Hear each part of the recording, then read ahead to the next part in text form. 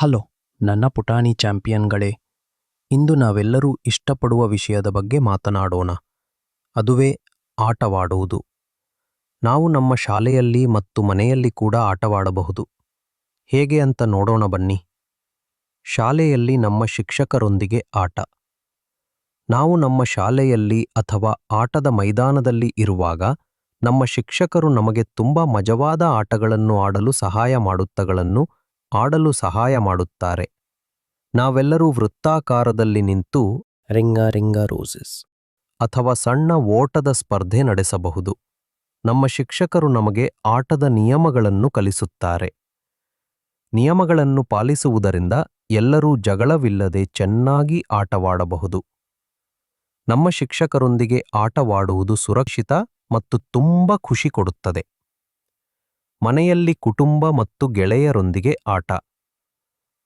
ನಾವು ಮನೆಗೆ ಹೋದಾಗಲೂ ಮೋಜು ನಿಲ್ಲುವುದಿಲ್ಲ.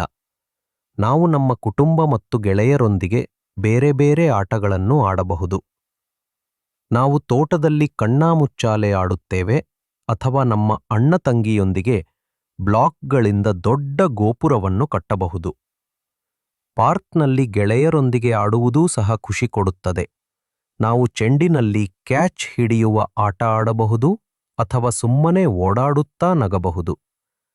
ಈ ಆಟಗಳೆಲ್ಲವೂ ಒಟ್ಟಿಗೆ ಸಂತೋಷವಾಗಿರುವುದಕ್ಕೆ. ಆಟವಾಡಲು ನಮಗೆ ಏನು ಬೇಕು? ಊಹಿಸಿ ನೋಡೋಣ. ಕೆಲವು ಆಟಗಳನ್ನು ಆಡಲು ನಮಗೆ ಏನೂ ಬೇಡ. ನಮ್ಮ ಗೆಳೆಯರು ಇದ್ದರೆ ಸಾಕು. ಉದಾಹರಣೆಗೆ ಕಣ್ಣಾಮುಚ್ಚಾಲೆ.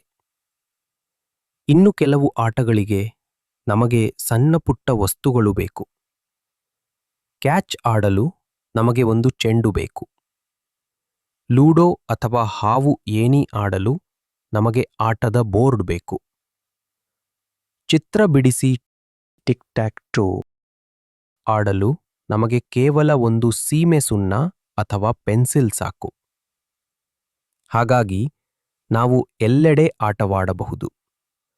ಆಟವಾಡುವುದು ನಮ್ಮನ್ನು ಆರೋಗ್ಯವಾಗಿ, ಸಂತೋಷವಾಗಿರಿಸುತ್ತದೆ ಮತ್ತು ನಮ್ಮ ಸ್ನೇಹವನ್ನು ಬಲಪಡಿಸುತ್ತದೆ.